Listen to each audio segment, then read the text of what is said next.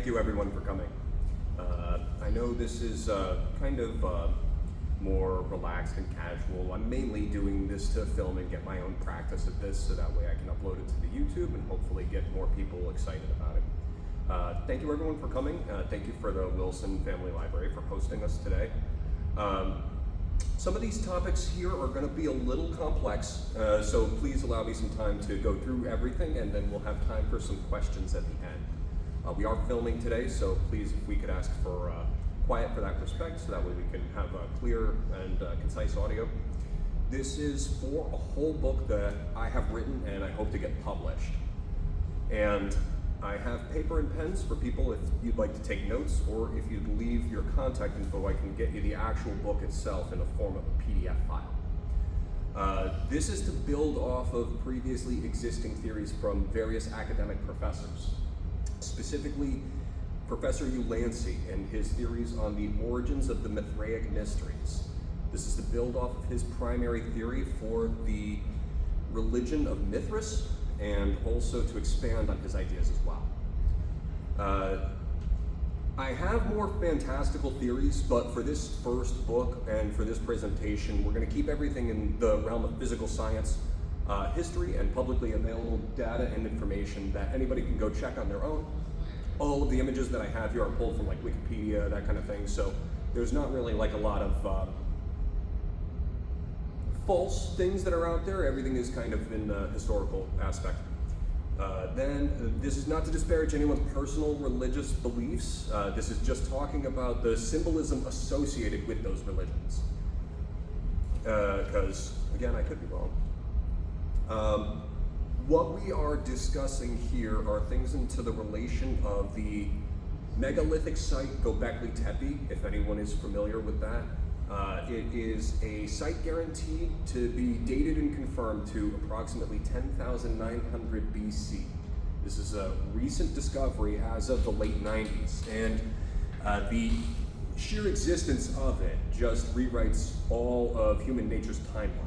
Previously, before this site was discovered, they thought that the oldest megalithic site was something like Stonehenge, which is about 3,000 to 4,000 years newer, and others as well. I use the phrase Atlantis just because it's a common household name that everybody can kind of associate with, meaning older than old and a little bit more advanced than, say, hunter-gatherer. I'm not claiming that there was some kind of super empire that had some kind of advanced technology.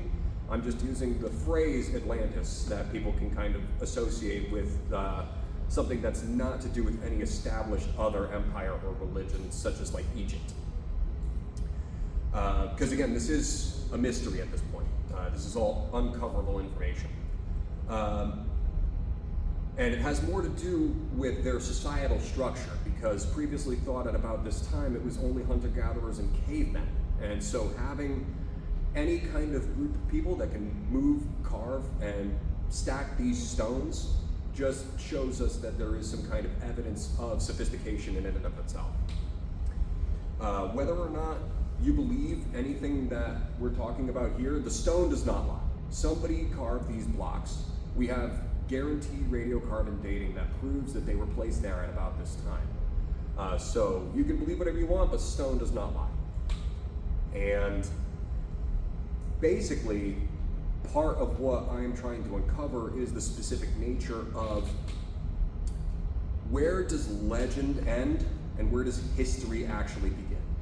Because there's a lot of things in the ancient cultures that are attributed to the origin of those cultures, but is in fact a legend.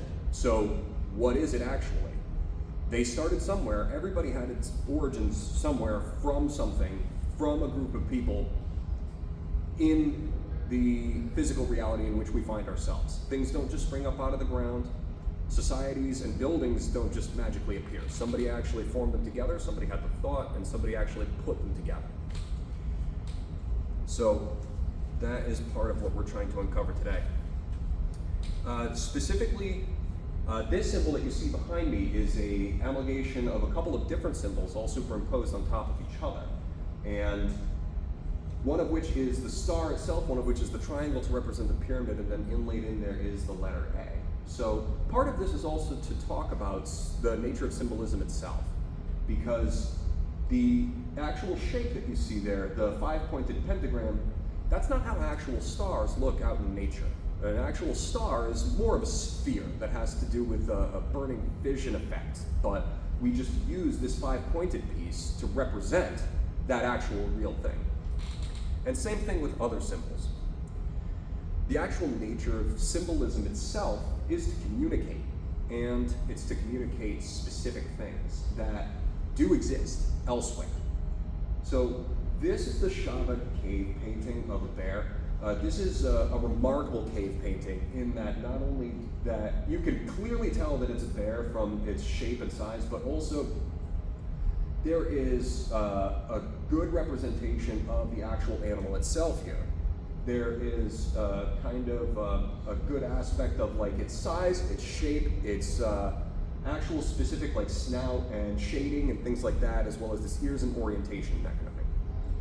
And this is done by a person who is able to witness the actual animal and is using this paint to communicate to other people who have not seen this animal what this animal is about. So this is 34,000 years old. And part of what I'm trying to demonstrate here is that anthropologically speaking, human beings have been the same for about 200,000 years. But our society, up until the 90s, was only thought to have been in existence for about 5,000. So 195,000 years of human beings kind of being what we are right here, right now. But almost no buildup of anything for hundreds of thousands of years, and then all of a sudden we have pyramids. So this is to kind of demonstrate that even though we may not have evidence of the time, there are people that were still quite clever in being able to discern what they were seeing and to be able to communicate what they were seeing in a way that they knew what it was to other people using only small amounts of information. And this is done at multiple different levels as well. So part of what they're trying to do is to tell people about their physical nature. Somebody didn't just make up this image of some animal that they invented in their mind. This is an actual real animal that is then shown to others, so that way they can kind of get clued into what is out there in the real world. And we do this for not only things, but also cycles. The major cycle that we're going to be talking about is the equinox. So throughout the year, there would be different positions of the sun, and ancient people would observe these cycles in a different way and revere them in a different way than we would. Specifically speaking, the vernal equinox is, in terms of many ancient cultures, the most important time of the year. This was previously their new year. This equinox point, where the sun would be at its equilateral point between the two solstices, would be the signal that the sun is returning for its growing and harvest season. And this would be hyper important to any early civilization, because if you did not have a proper growing season, your entire society could be at risk, because that's how you fed everyone. And one bad crop means your whole people could starve to death. So specifically speaking, this equinox point, March 20th, is when they would have their new year. And the reorientation of such to say that our new year starts now in January rather than March happens over the course of time as societies progress. So that means that the new year becomes closer to the winter solstice than it does the vernal equinox, even though this cycle is still in the background going on. And that reorientation makes it so that way the observance of that cycle is then reconfigured. So that's the reason we have April Fool's Day on the beginning of April, because that's when people would then celebrate their new year. But this celebration was then reorientated back to January, so people celebrating a festival at the early beginnings of April were seen as nonsensical. And part of the origin of where I got into some of the symbolism was from this specific photo.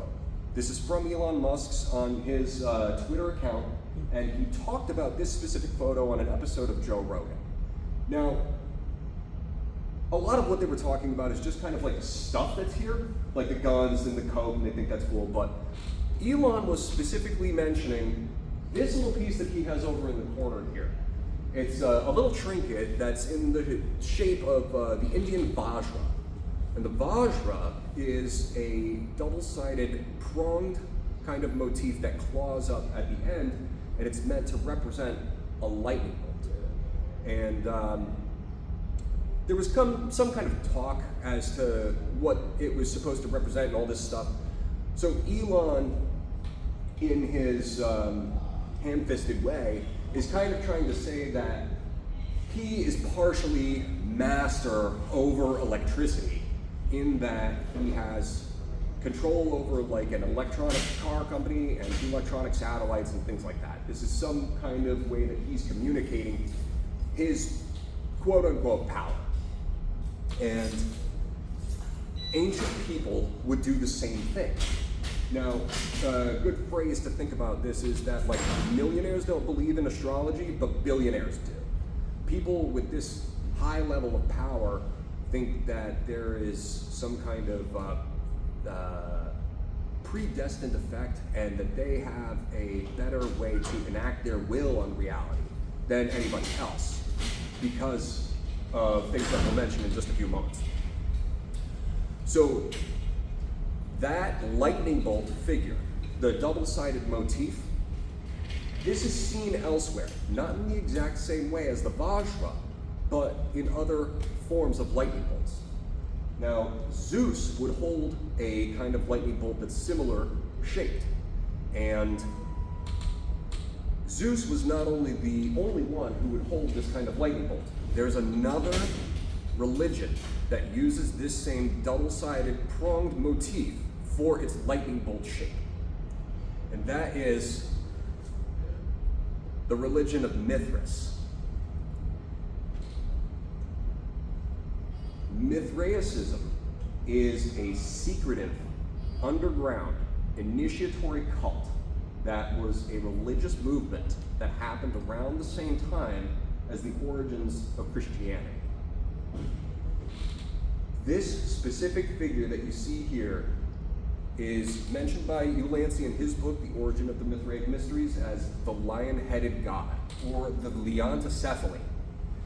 And this figure is very strange. It is indeed a mystery as of right now. In fact, Mithras is where we get the word myth and mystery from. These were underground meetings that they would have, and when I say underground, I mean literally. They would dig into the ground to make their temples, and they wouldn't build on top of the surface. They would go underground and they would build carvings that were like this painting I have here in front, which is the Tauroctony, their primary relief. And then this other mysterious figure, the Leontocephaly, which is their more mysterious god. So their primary figure was Mithras, and he is a person. But then there's also this strange figure, and emblazed on him in his chest here, you can see that double-sided three-pronged lightning bolt. He also holds two keys, a rod, and he has 4 wings. There's also other motifs that you'll see of him shortly, and I'm going to explain each and every part of this. The discovery of what this figure means is my primary theory, and this is to build off of Professor Ulansey. Now, this is a mosaic just showing a couple of the other motifs that are along with Mithras. This is from the Mithraeus temple in Ostia. Ostia is probably the best kept Mithraism temple that they have in existence right now. And it's really thorough in terms of its design. These specific motifs that you see on a mosaic are part of a multi-staged, almost like path that you would take. And the different initiatory levels of this cult or religion would supersede whichever rank you had on the surface world. They obeyed all of their ranks more so than they would outside of their own cult and religion.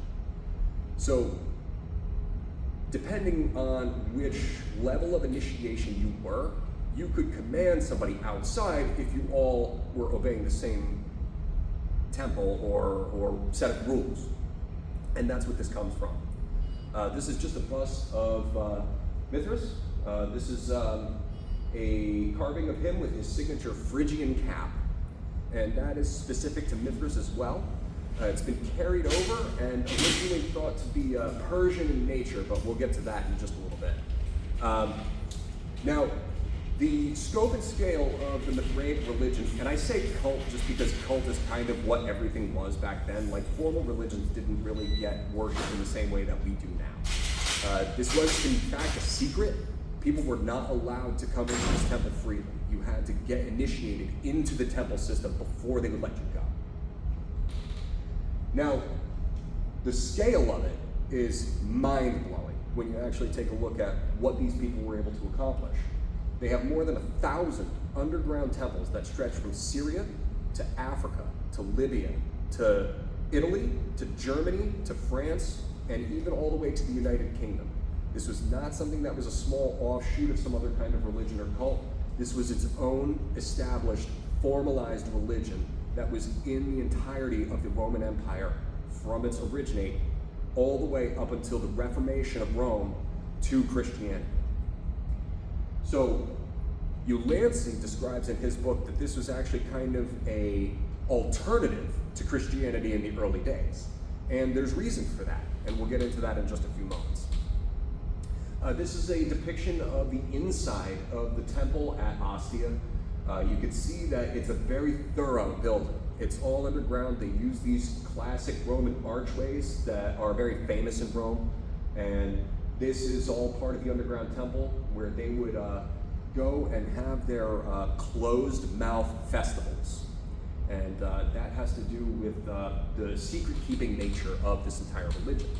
And in fact, it's more of a reformation off of other secretive cults, including the cult of Isis from Egypt.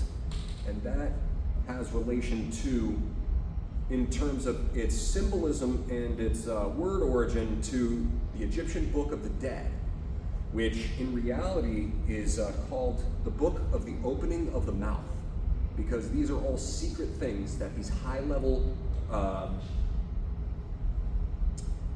cultists and priests and viziers would then distribute to their followers, and then they would kind of organize themselves and follow their own kind of path, no matter what the outward-facing empire of the time was doing. They would kind of make their own stuff happen.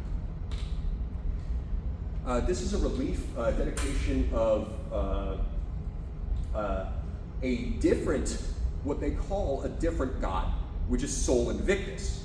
Sol Invictus was another Roman sun god that is, again, kind of on the same vein of these worship systems that would all kind of be in relation to the physical nature that they found themselves, because almost every god is some kind of sun god in some way, shape, or form.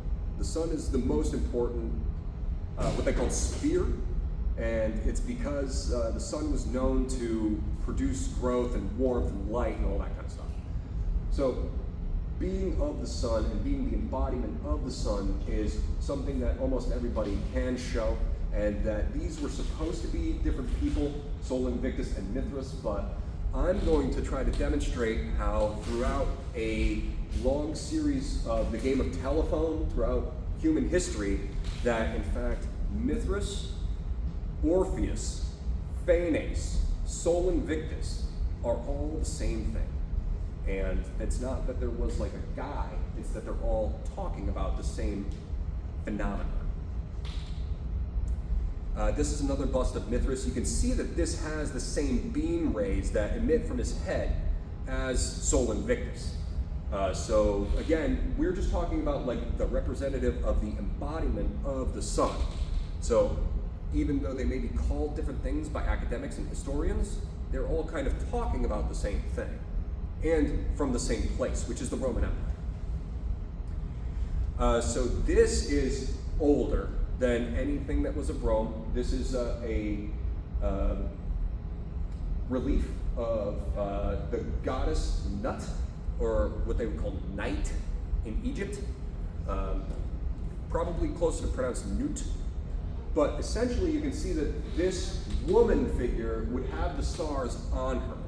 She would be an embodiment, a representation of the outer space, and then her body would be the body of the heavens. So there's a lot of this kind of thing that happens with human religion, where they find a person that represents the thing, because that's kind of a bridge between the person itself and the thing itself. So the god is meant to be the relationship between heaven, which is the stuff that is out there, and then you, which is the smaller part, the microcosmos, your microcosm body. And so everything had some kind of embodiment that would go along with it. Poseidon is an embodiment of the ocean and its forces. Mithras would be an embodiment of the sun. Now, this is the primary motif of the Mithraic cult. Every single one of their temples would have this as its primary logo. They would all have these sophisticated carvings that are at the front. This would be your main worship motif, just like how Christianity has the crucifix. This is Mithras slaying the sacred bull. And it's very, very important how this is orientated, where the bull and Mithras are both bodily facing this way, but then you'll also see, as in on the cover of Ulansey's book, he's often with his head facing the other way.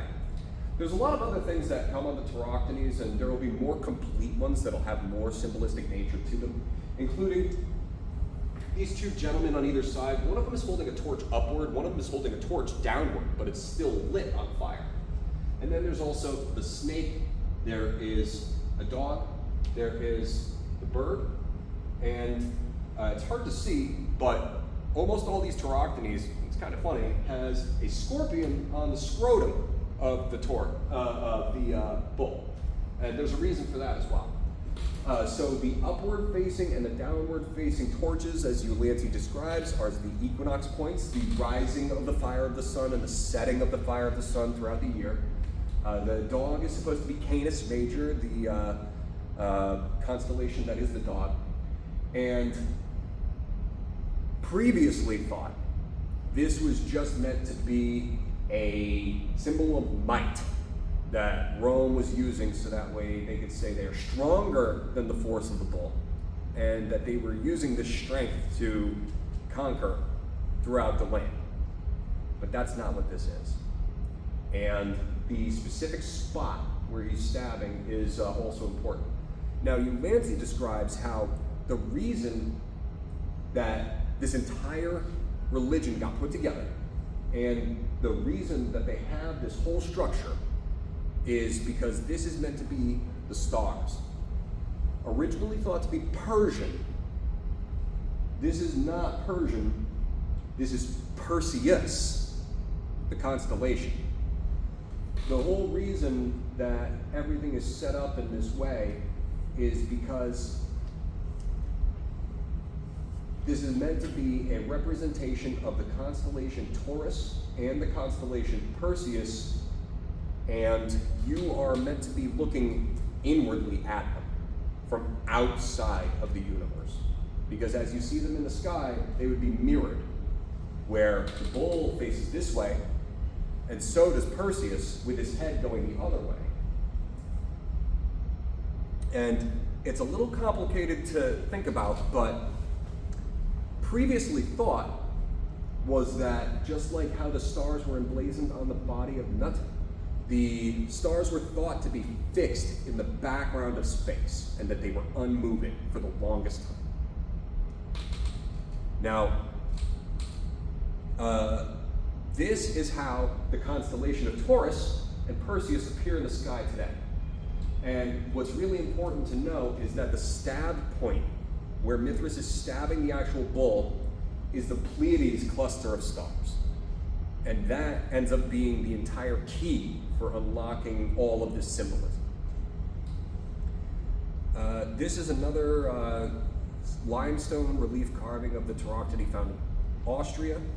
and color added as they have found with similar frescoes. So again, you can kind of see that every single one would be kind of set up in this orientation. They even have like some of the initiation motifs on the sides of this one specifically.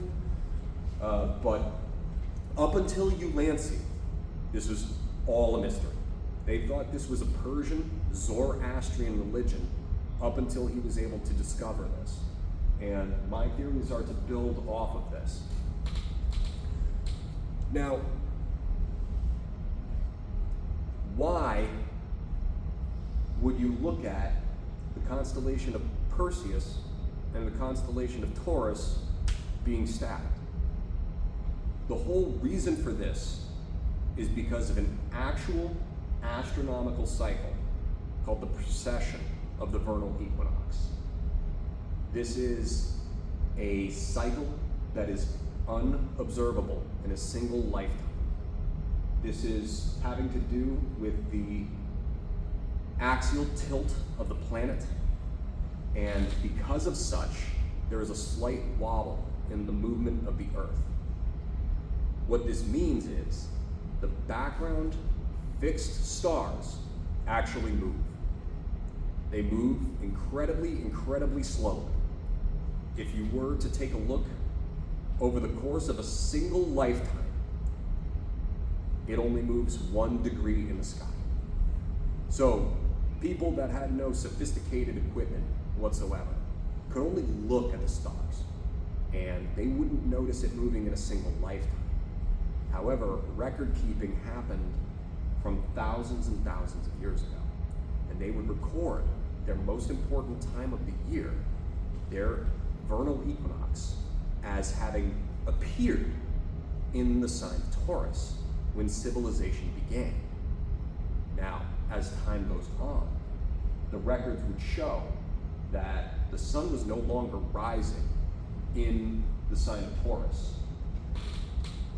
So this is just to show you how the actual orientation shows up. These are a couple of tauroctonies where you can see that Mithras is looking over his shoulder, and that's to mirror the actual constellation of Perseus, whose helmet is always shown kind of looking over his shoulder. But he's shown from the Greeks as with the Medusa, and through the Mithraics, he was with the bull, because they were symbolically showing that this time has ended, that this time of the bull has stopped and has moved on to somewhere else. So who has ended the time of the bull is the one that has killed him, that is repositioned on top of it. So it's a little hard to grasp, but by the time Mithras was around, the equinox was way out of the sign of Taurus. It was so far away that it couldn't have been shown. So they were assuming that something had caused this change. They weren't exactly sure, but if you can move the background stars, whichever god can do that is more powerful than any other god that can move anything else in the universe, because this god was moving the entire universe itself. So this is what the equinox rising over the horizon looks like at about 100 AD. And it's also important to remember that they had no artificial light source. So watching the sun rise over the horizon, you'd still be able to see the stars pretty darn clearly at night. The stars would be the most observable thing in the sky. And right here, the exact equinox point is way well beyond the sign of Taurus and Perseus. This is the actual sign that it appears in at about 100 AD, which is the height of Mithras' cult. And it's even almost beyond Aries, practically into the sign of Pisces. So now, this motion, the precession of the vernal equinox, what we're talking about is known as the Platonic year. It's known as the Great Year. This entire cycle takes 25,920 years to complete. And like I said, if you divide the sky up into 360 degrees, it only moves 1 degree in the sky every 72 years. So there's no way that anybody alive would have been able to notice this kind of thing. It's only until you have some kind of sophisticated record-keeping, language, writing, that you're actually able to observe this kind of thing happening. So when you have things that don't coincide with your own history from your own empire, you gotta kind of figure it out, and you gotta kind of come up with an explanation for it. Otherwise, why are you doing any of the things that you're doing? Now, they would kind of be able to understand that all of this was changing and that things were moving in a cyclical motion, because everything moves in a cyclical motion. They would orient the entirety of the heavens to be its own sphere, and that surrounds the sphere of the earth. And the reason being is because the entirety of the heavens moves in accordance with the earth. So because this is a motion of the earth, the entirety of the heavens spins on the axis of the earth as well. Because we are seeing it as the heavens moving, but it's not the heavens moving, it's the earth moving inside of the heavens. And then you can see that the band of the zodiac signs go across in this kind of circle all the way around in this cosmic sphere. Because the equinox would rise in one of these constellations, and it would do so for a long time. Each of these constellations would see the equinox in it for 2,160 years. It's one of the 12 divisions of the great year. So from the year 4,320 BC to the year 2,160 BC, that's when the equinox would appear in the sign of Taurus. And at that time, that was the beginnings of the foundations of Egypt. That was the beginnings of the foundations of Sumer. Those are the two oldest religions that we have, and they both share the bull motif in various ways, which I'll get to in just a moment. So, let's see which next. So now, this is the equinox as observable March 20th, 2026 AD this year. If you remember, at about 100 AD, it was about here. But now, almost all the way through the sign of Pisces is here. The last time that the zodiac sign changed for the equinox was in 1 AD, to coincide with the birth of Jesus Christ. So this is an actual astronomical cycle. This is something that actually happens, and then other things are attributed to this changeover. So not only is there one religion that kind of follows along with these motifs, there's multiple, and it's all because it's part of physical nature. And all religion is trying to do is just explain physical nature. So that's the reason why Christianity uses the fish motif primarily, is because the beginnings of Christianity coincided with the beginnings of Pisces. This is just another reorientation, just to kind of give you an example of what they were assuming to figure out is the structure of the actual universe itself. Again, this was a new cycle that they were never able to figure out before. And it's meant to be the greatest cycle that has ever existed. So if it is encapsulating all others, then this means that this is the limits of actual reality itself. So this is just showing that the equinox point would kind of propagate along each of these precession points over the course of 25,920 years, along with the Earth. And then this is to kind of show that the axial tilt makes it so that way the poles make the shape that the actual cosmos moves along as well. So just as the Earth is a sphere, the cosmos is its own sphere, and then they would have the star that the entire universe rotates around is the North Star. Now, at the time of Taurus, the North Star was Thuban. It's no longer Thuban. Right now it is Polaris.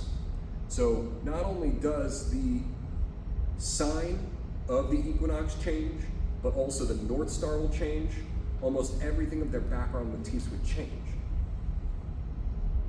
And then this is just to kind of show a flat reorientation of the different ages themselves. So working backwards through the zodiac is how this precession moves. So throughout the year, it goes forward, but over the course of the long stretch of 25,000 years, it goes backwards through the zodiac cycle. So normally it goes Aquarius, Pisces, Aries, Taurus, but the precession moves Taurus, Aries, Pisces, which we're in now, and then the next one will be Aquarius. And that's where the title of the book comes from, the Aquarion. So the birth of Jesus coincided with this changeover from Aries into Pisces. And specifically, what we're also talking about is the coincidence of the end of the last ice age with this changeover of the symbolism as well. The end of the last ice age coincides with the building of this Göbekli Tepe structure, and if you ask me, there's probably some association with the actual zodiac itself. There's no proof that it is older than such, but we know that the zodiac symbols are at least as old as Chaldea, which is ancient Sumer, so they could be even older than that. Being basic animals, it's possible. So now we have to talk about specifically how Mithras was seen. Mithras is shown as emerging from a rock, what they say, but in reality it's probably a form of a physical manifestation of the cosmic sphere itself, the cosmic egg. And he would emerge from this egg and show that he is the master of all of the universe itself, and that he is moving this wheel of the zodiac, because things were not in the sign of Taurus anymore. They were in the sign of Aries when Mithras started, and then Pisces as Mithras was growing larger. And this was found actually in England and Scotland, this near Hadrian's Wall, but they have similar motifs all over the place. So this is to kind of show how Mithras has his hand on the wheel, that he is the one responsible for moving it. And you can see that his hand is actually in between the signs of Gemini and Cancer. And that was about the time beforehand of the sign of Taurus. This is a mosaic in the floor in a synagogue in Hamat Tiberias in Israel. Supposedly Helios and the zodiac wheel. Notice the top is the sign of Pisces, and his hand is on the cosmic wheel again here. This is a better orientation. This is a Roman villa, and this is supposedly a different kind of god known as the Eon. Eon is a phrase that they use to signify an entire age. So a zodiac sign would appear for the precession of the equinox for 2,160 years. This is where we get the idea of an eon or an age from. And then this god Eon would be the one that changes them. And then he has his hand on Pisces as well. But again, like I mentioned, Phanes, Orpheus, Eon, they're all talking about the same thing. And this is this changeover of this astronomical cycle. This is another mosaic painting of the Eon. It's kind of hard to see here, but he has his hand on the wheel of the zodiac as well. He's also turning it, and he's holding a rod.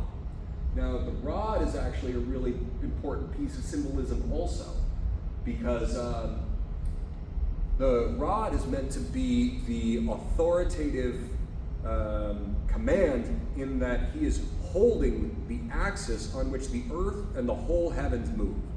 That one rod would be the axial point on which everything spins around. And it's kind of a translational thing, but this is also where we get the term pole. As in North and South Pole, there would be a pole that runs through them, and that would be the axis. This is the Hellenic Aeon. It's kind of hard to see here, but the wheel that he's standing in is the zodiac wheel. And then also you can see this serpent who's wrapped around this pole that's next to him. The serpent is the representation of the cosmos itself. So not the whole of the universe, but the outer part. Now, there's a reason for the snake being the representation of the outer of space, which I'm going to get to in just a sec. But this is a bunch of different various Leontocephalians in different ways. He's almost always holding a key. And this key is shown to have orientations of different star constellations as its unlock mechanism. Specifically the Pleiades, and that's the star cluster he's holding in his right hand. So the Pleiades, being the key to unlock this symbolism, is what's important. So the Pleiades is the stab point on the bull of the Taurus, and obviously mirrored, of course, from what you could see in the sky. And this is to show the axial tilt perpendicular to the orbit. So the whole Earth spins in this kind of off-kilter way. Now, the orientation of what you see is the Earth spins along this greenway, but then also all of the zodiac signs go across that way as well. But then there's the ecliptic plane too. And one would be how everything spins, but then one is how all the objects in the sky move across. So it's not exactly one-to-one on the equator, but they do follow their own path, and that's its own wheel around the Earth. So you can kind of see how this figure holds the rod at this angle that's similar, and that it goes through the actual sphere of the Earth, and that he is meant to be outside of it. Again, the reorientation of what things are called is important to know here, because this figure on the right is not meant to be the Leontocephalian. That's the zodiacal Persian demon.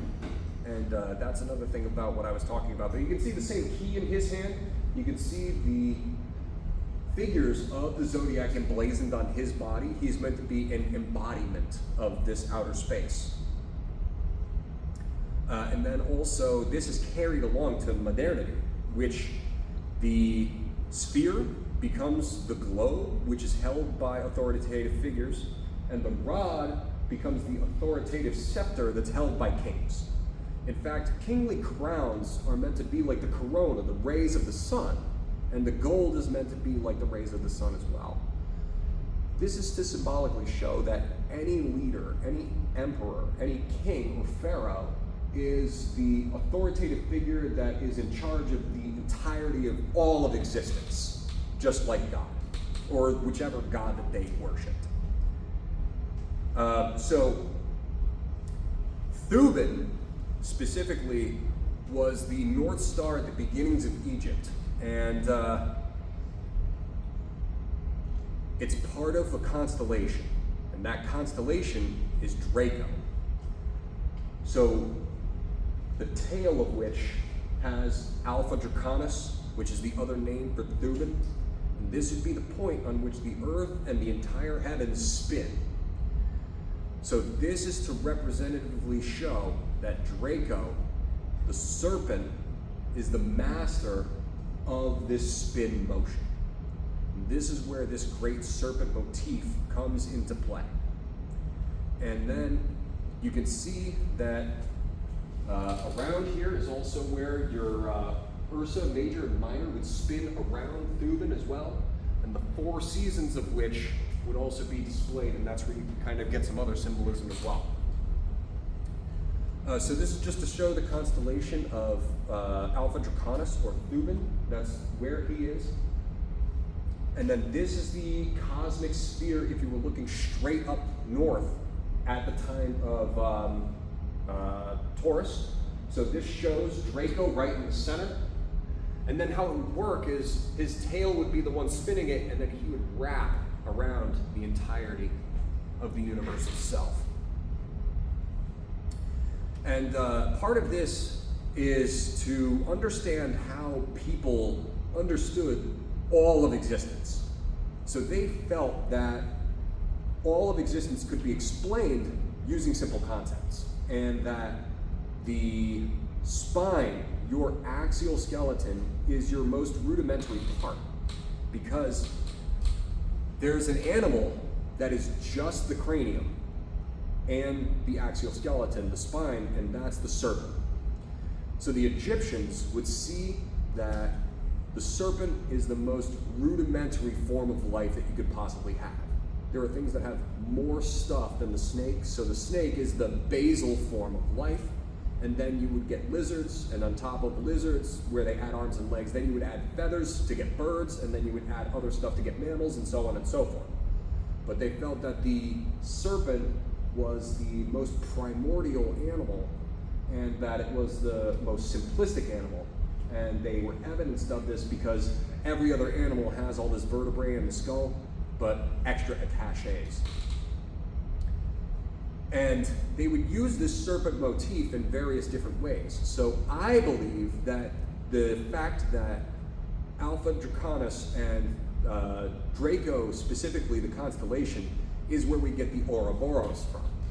This gigantic serpent is the unending cyclical time that would move throughout the entirety of ancient Egypt, and it would be observed as moving the entirety of the heavens for the entire time of Taurus, from 4,320 BC to about 2,160. And so that's thousands of years. They would eventually determine that this snake motif was primary and rudimentary and the originator of the universe itself. So just like how the serpent sheds its skin, so too does society shed its people to make more people and come anew again.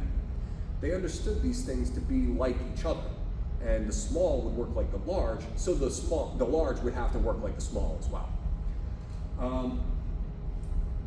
Now he's shown on top of a bull and on top of some lions, and surrounding the child of Horus, but we'll get into that a little bit later. Here you can see Mithras again emerging from the world egg in comparison to the cosmic serpent and the cosmic egg.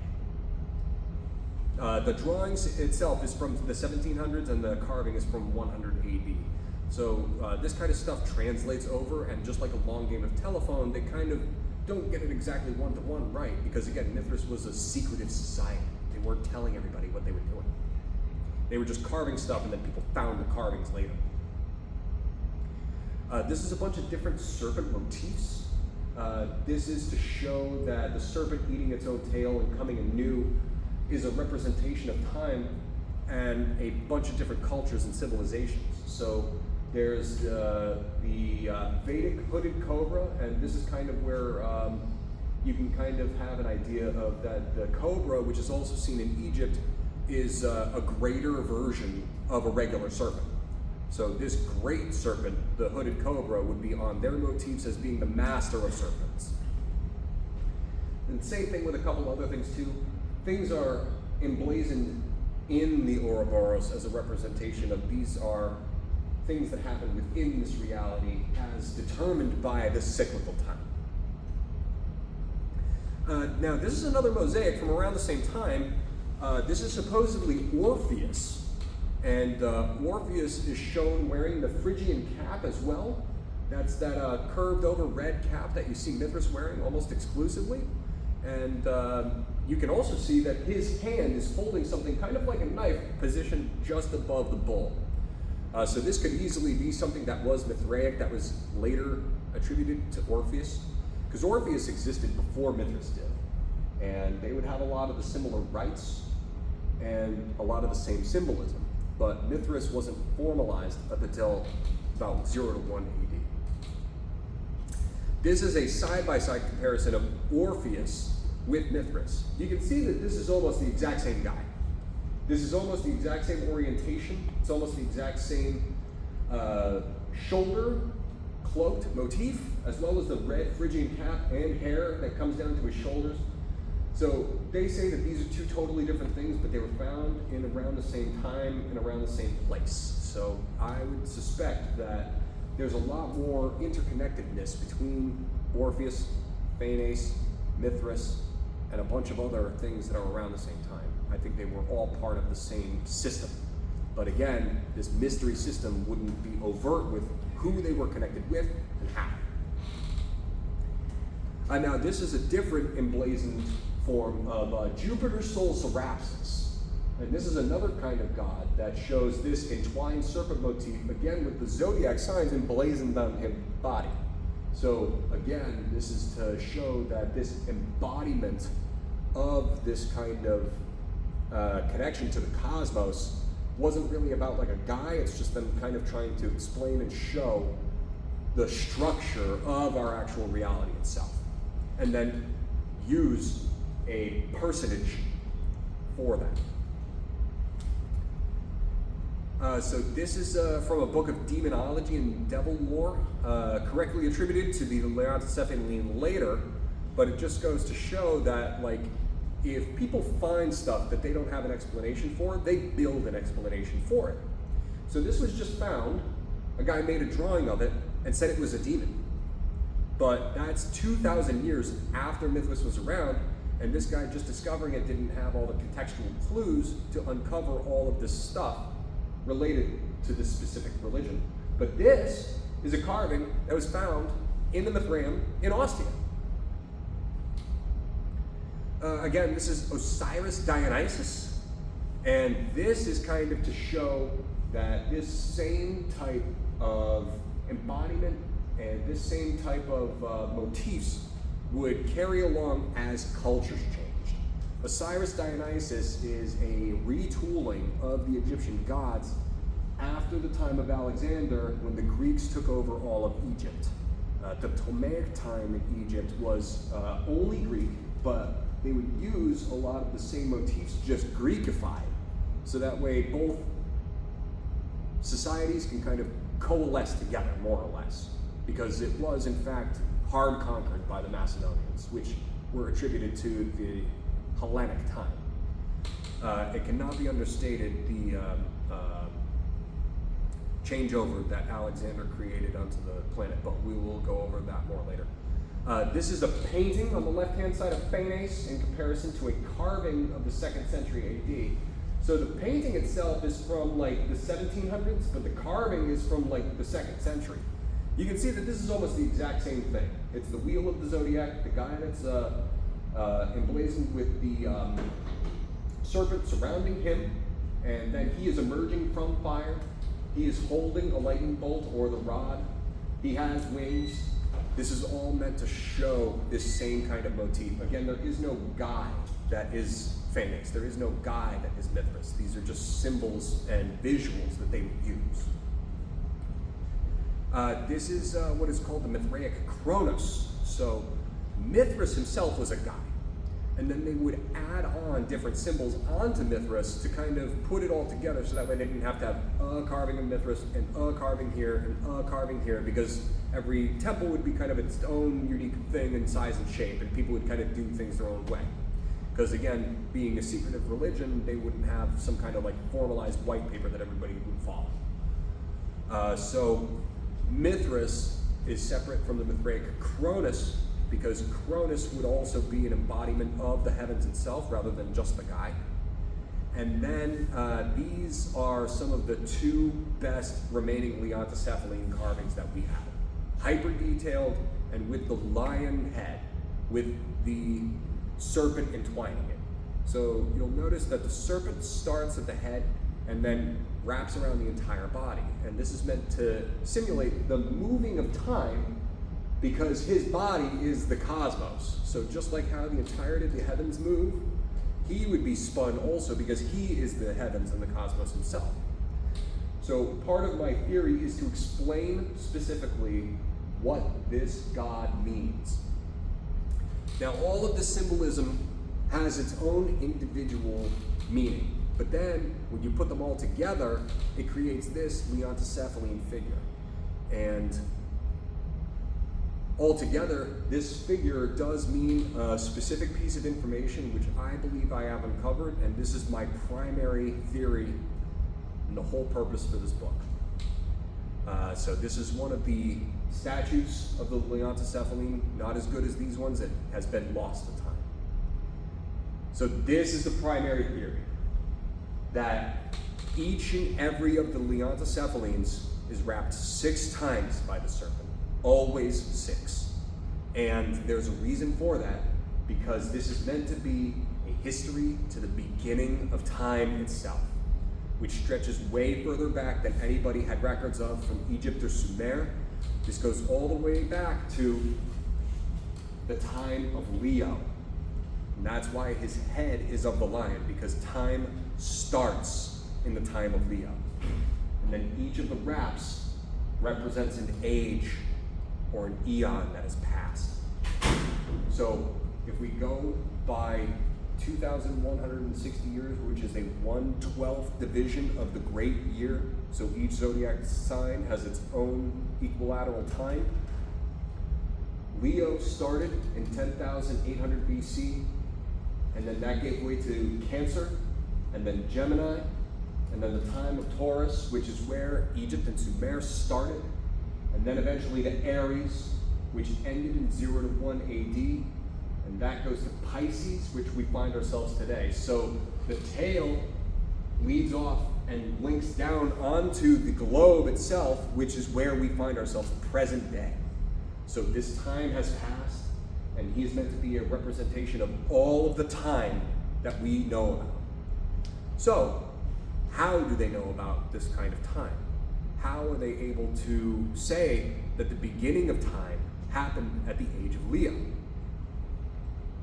And that is the Younger Dryas event and Göbekli Tepe in response to such. The Younger Dryas event was a massive cataclysm on a global scale that was consequential for every life form on the planet. The Younger Dryas event, or events, is what ended the last ice age. And this was a tumultuous time on the entirety of the planet. The geological layer of the crust of the Earth has a black soot level that goes all the way across the globe. Anywhere you dig, you will find this black soot layer, indicating that there was destruction, ash, burning of organic material, including plants and animals and people, because people were alive at this time. Human beings that were anthropologically exactly the same as us were alive at this time and lived through this cataclysm and then created society afterward.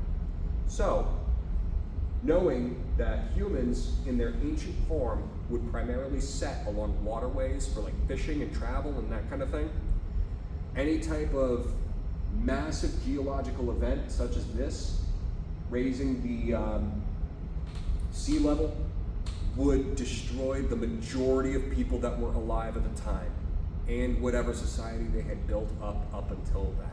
Even if it was like some kind of small fishing community, they would have been wiped out completely, and they would have had nothing that would have lasted beyond there. Because we don't have any stone carvings from before this time. We only have stone carvings afterward. Now, the Younger Dryas is also coincided with a geological layer. So not only do we know that there is the geological aspect where it's embedded into the rock this time, but also the post-glacial sea level rise in the ice in the poles of the planet. We can tell that there is what was called meltwater pulse 1A. And this is a really specific time of sea level rise in which portions of the planet saw a sea level rise of more than 500 feet above sea level. So anything that was even remotely close to some kind of society would have completely been wiped away. Now, this is also the end of the last ice age, and with it came a massive extinction event which killed the majority of life on the planet. So this is countless species that we lost, including saber-toothed tigers, Irish elk, the Yukon horse, giant sloths, short-faced bear. as well as an extensive list of deer, ox, bison, antelope, boar, camels, jaguars, lions, skunks, bats, rodents, lizards, birds, and species we don't have casual names for. All of these species are now lost, and we don't have any type of continuation of any of them. They're all gone, and they're all gone forever because of the end of the last ice age. So, if there was any type of civilization of people at the same time, a proportional amount of people would have been wiped away as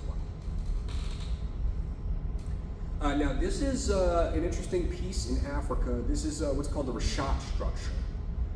This is a satellite photo supposedly listed as a natural geological structure. What's so interesting about this is that this coincides with Plato's description of what Atlantis was, which is concentric rings around the major city structure of water and then land and then water and then land. And if you can see, if there was water at the time of 10,800 years ago, there would be geological ridges of ridge and then basin, and then ridge and then basin, and then ridge and then basin, concentrically so, just as he described. So even if it isn't the site of what you could call Atlantis, or even if it's just a legend that he's listening to, you can say that this could be it because it fits the description. Now, specifically, the area of where the Rashat structure is in Mauritania. So it's important to understand that at the end of the last ice age, all of this desert that you see here was all tropical rainforest, like dense tropical rainforest, like South America. Not like a kind of a forest, dense tropical rainforest, and that's where all of these species lived at the time. So another motif that's used is a dual pillar motif, and specifically what I believe that they could be talking about is what's known as the Pillars of Hercules. And these are geological areas which are where Morocco and Spain connect at the Strait of Gibraltar. So we'll get into that in just a moment, but basically this dual pillar motif is going to have more to do. I just want to show that this is what they're talking about when they say two pillars. These are two pillars of land that connect in the middle. And then this is how Atlantis, what Plato said would be beyond the Pillars of Hercules. He would describe this area as beyond there. So if you travel from Greece to where the Rashat structure is by boat, you go beyond the Pillars of Hercules. You would go from Greece, Athens, all the way to here. And again, if anybody's seen the Odyssey recently, you would know that this is also where the underworld is. End of what they would call the known Greek area. So if you travel beyond it, you could potentially get to here. And if there was some kind of super empire or even just some kind of established formalized fishing communities that stretch all the way to the ocean and they had some kind of boat, then they could go backwards that same way towards this area as well.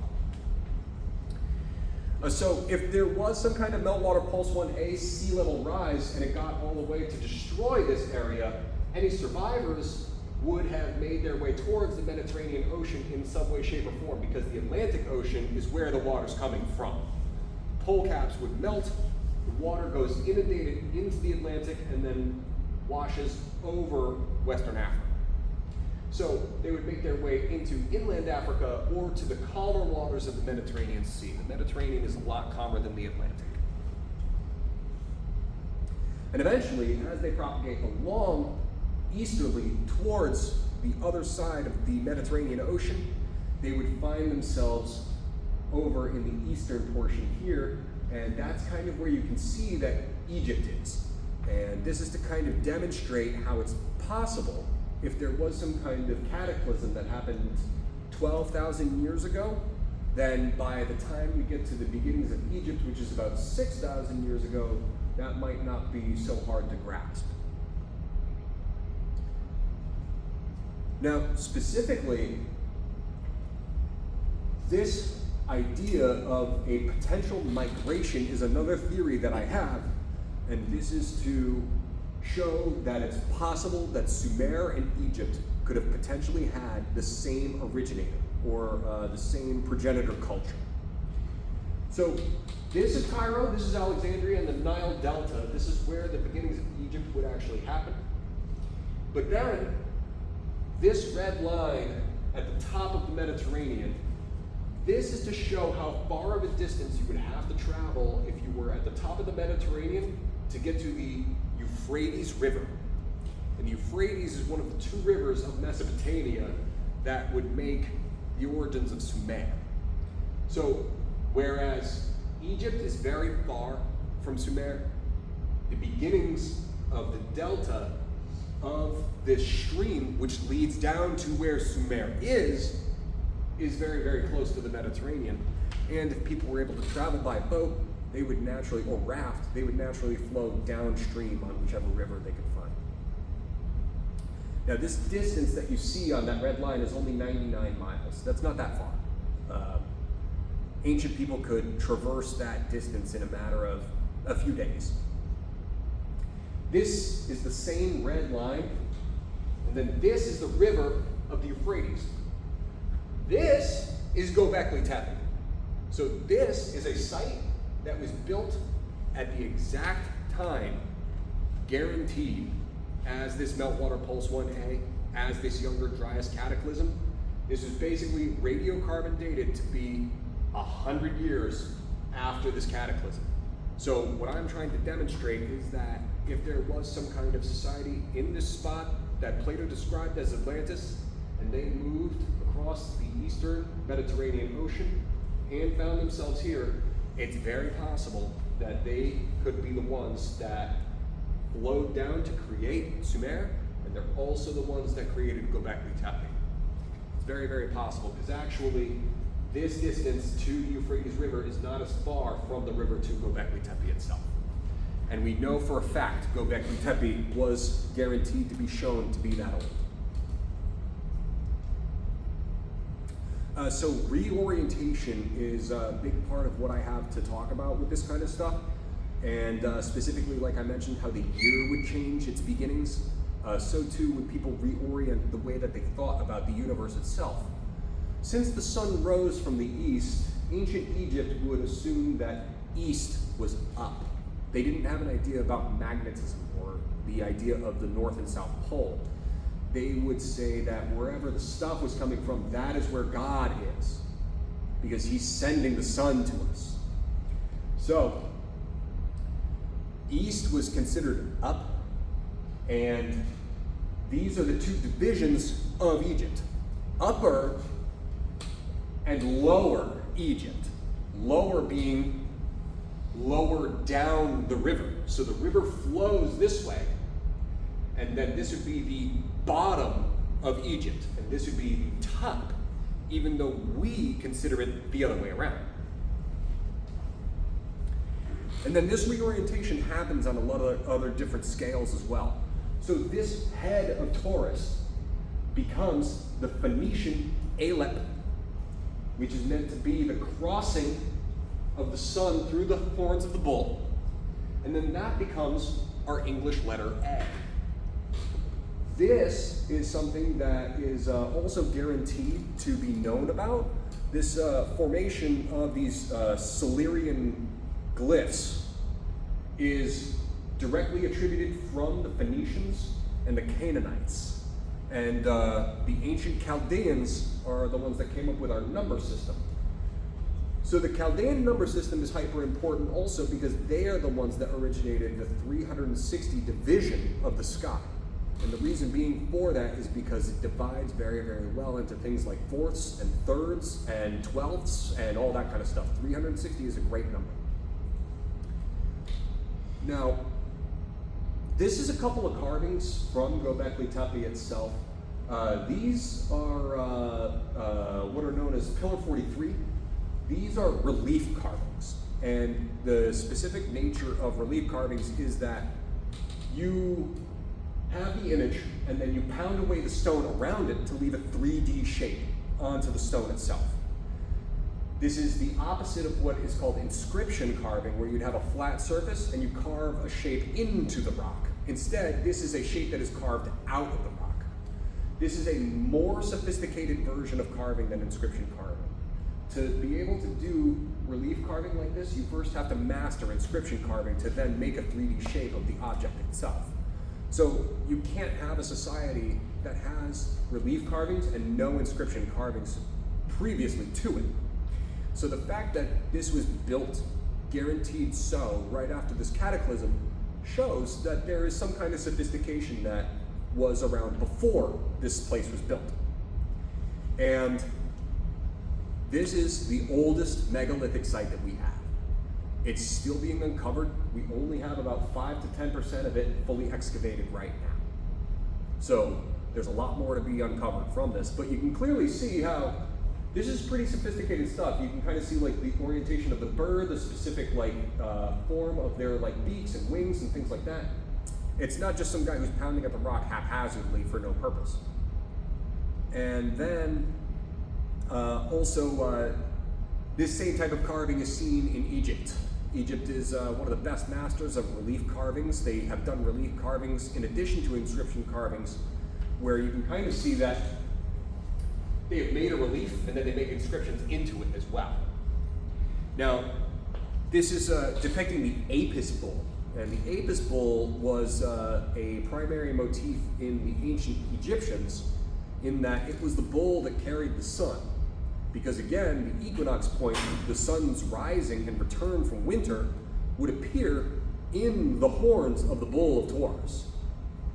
So they venerated this bull as being the carrier of the sun, and then they would mummify actual bulls into these Saqqara boxes, excuse me. So when it comes to the destruction of certain civilizations, there's a lot of reformatting that happens in a very short amount of time to go out with the old and in with the new. This is kind of how societies like shed themselves but stay the same, just like how the serpent will with its skin. This is specifically showing the conquest of Alexander. It cannot be understated the reorientation of the entirety of the power structure of the planet that happened from this gentleman. Specifically speaking, that the two largest empires of the time, the Achaemenid Empire, which is Persia and Baghdad, they were at the time more powerful than Egypt, and Alexander destroyed them both. He capitulated all of Egypt to be under the Greeks. He capitulated, actually, to tell you the truth, it started out because he's Macedonian. He's not even Greek himself. Alexander conquered all of Greece first, and then all of Persia, and then Egypt, and then the rest of the Achaemenid Empire towards the east. So fantastically and perfectly so that every single power structure that you can see within this area was totally upended, and all of the major warriors and the former military structure was all completely wiped away in this entirety of the region of the planet in 10 years. They were able to, time after time again, wipe away armies that were 10 times their size. And these would be all of the males that would be from that empire. If you were alive and you could farm, you were fighting. So this entire sweeping through caused the Hellenic time. This is when Greece became the center of the world, because previously so, it was the power structure surrounding Baghdad. And that would be the Achaemenid Empire, that would be Persians that you know from the Greeks. That would also be Assyria and Neo-Assyria, as well as originating in Sumer. So this is two of the longest serving cultures and empires that were both totally uprooted in a single person's lifetime. And then all the Greek stuff kind of come in, and that's when you kind of see everything kind of turn Greek. And then that power structure carried on into Rome, because the Romans took everything that the Greeks had. Now, This is a kind of a similar type of sweeping reorientation that happened about 1,000 years before Alexander in the late Bronze Age collapse. The late Bronze Age collapse had a really similar type of structure where Egypt and Assyria were both the major power structures at the time, except they got uprooted as well. But they weren't uprooted by one Macedonian and the greatest army that has ever existed.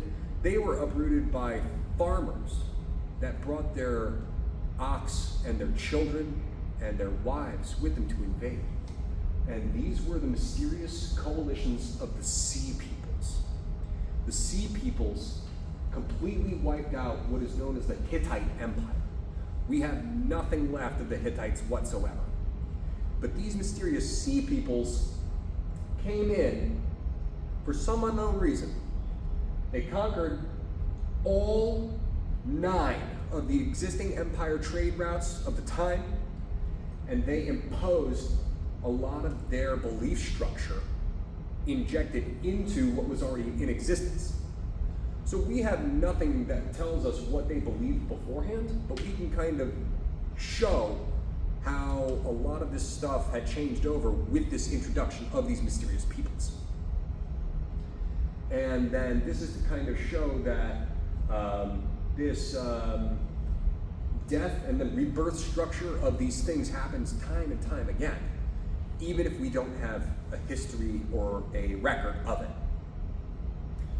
This happened approximately 1200 BC, and then the Sea Peoples combined with all of the things at the time is where we get a lot of our more modern ancient structures, like the Greeks, like the Mycenaeans, like the Canaanites, like the Elamites, like the Scythians, and in fact also they had their own formalized structure that is historically in the Bible as well, and those were the Philistines. You might know the most famous Philistine, Goliath, being an extraordinarily statured man. This is to just kind of show a little bit of the pyramid itself. The Great Pyramid, I believe, is part of these structures that were forced into existence as a response from this Younger Dryas event. So when you have something that wipes away all of your civilization, now you got to kind of build stuff that can withstand that kind of destruction. So this is where you start seeing the megalithic structures, large stone carvings that would make gigantic buildings. One of the most sophisticated and mysterious of which is the Great Pyramid, specifically because of all this interior carving work. A lot of the other pyramids don't have like this kind of like channel system that goes inside of it, and the actual mathematics that have to go into the actual structure as well as this internal structure is what make the Great Pyramid so fascinating in comparison to all the others. Now, another thing to remember is that this is like the oldest one. So the best pyramid that they got is like the oldest one. It's not that they built up pyramids to make this one. They have one before this called the Bent Pyramid, which is kind of where they built it halfway and then made a mistake and they fixed it and it looks odd. And then they built this one, which is one of the greatest things mankind has ever built. We know it was built in one lifetime. The logistics of making this structure even today would be almost impossible to do at the scale that they are talking about. Each of the blocks that is within this Great Pyramid weighs thousands of pounds, several tons in fact, and there's 2.3 million of these blocks. Each of these blocks had to be quarried by people. They had to be carried from their spot 500 miles away and placed in such sequential perfection that they were placing a block every minute and a half, every 90 seconds, for every single moment of daylight between its beginning and its end. They would have had to make a block fit in place every single second that the sun was shining for 40 years to make it happen in one lifetime, which is what the record says. So this sophistication of mathematics that's built into the pyramids is really important, and also there is a professor who is an Egyptologist, whose name is Larry Paul, who's the director of GreatPyramid.org, who is able to demonstrate how specific mathematics are encoded into the pyramid in such a way that you would not even believe. This is just a list of all the Neolithic era constructions that are all older than the Great Pyramid. So the Great Pyramid is a really sophisticated piece, but there's a lot of stuff in and around the Mediterranean that has been built at around the same time, or previously to and leading up to such. So to say that people were hunter-gatherers up until the time of Egypt and the pyramid is demonstratively false because of these stones. We know that somebody had to build these things. Somebody had to carve these stones. And you don't just get the idea to just magically make it out of nothing. You would work with an easier to work material first. You'd work with wood, you'd work with some kind of like clay or something like that to make some kind of structure. It's only until those things don't work that you have to start using something a bit more sophisticated, and that is stone, granite stone specifically. So now this is another orientation of another dual pillar motif that I think is ascribed and carries down along just like the game of telephone over the course of time. This is just to get into the next section, so I'm just going to have a little bit of coffee right here quick. And this is to kind of explain a little bit more of this long game of telephone that I'm talking about over the course of time. Now, the specific legend that we're talking about in this instance is the legend of the Pillars of Enoch. This is a legend that 2 pillars were made in the response of the biblical flood. And that's another thing I didn't mention before, is that Meltwater Pulse 1a kind of describes the flood. So it's kind of easy to understand that there was an ice age with a lot of different plants and animals that all existed, and there's a lot of ice. The ice melts. Where does that ice go? That becomes the water, which makes the biblical flood, which kills everything, which we know happened. So in response to the flood, supposedly, Enoch, the grandfather of Noah, built these 2 pillars, one made of brick and one made of basalt. So that way they could survive either fire or water. And then there would be carvings on each pillar to let the people know there was another pillar. So that way, if there was a cataclysm by fire, the water pillar would remain, and if there was a cataclysm by water, the fire pillar would remain. And this is to kind of show that this stonework is meant to be a continuation of the history and the preservation of the knowledge of the form. So now this dual pillar motif shows up in Göbekli Tepe. Each of these circular rotunda structures that they have at this place has 2 large capital pillars in the center of them. And this is to make the dome shape that is on top of them concave, so that way you could have a structure within inside of it. Just like how we kind of have this atrium here. We have these pillars holding up the roof, but they would only need the 2 because it's a lot smaller and a little bit differently designed. So this dual pillar motif then carries over into other religions. So the dual pillars end up making their way into Judaism from the Canaanites in their Temple of Solomon. The Temple of Solomon is supposedly having these 2 pillars on the outside of it rather than on the inside. And that's because these are not pillars that actually hold up the structure. They have been symbolically changed to be pillars of knowledge.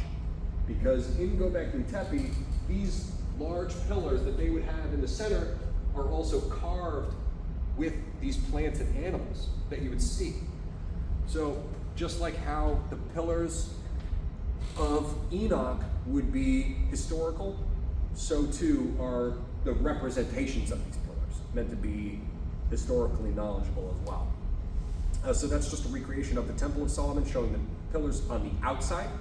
The pillars have names. They're Jachin and Boaz. And then these same two pillars are then carried over into the Masonic structure, the Freemason structure, which has a structure of a initiatory rites, just like Mithras would. Now, this is what's called the Column of Trajan. This is supposedly the first historical pillar ever. This is an actual historical pillar in that the relief carvings on the outside of it detail what are called the Dacian Wars. And this is Emperor Trajan's victory over the Dacian area after the Jewish-Roman Wars. So what's important to know is that the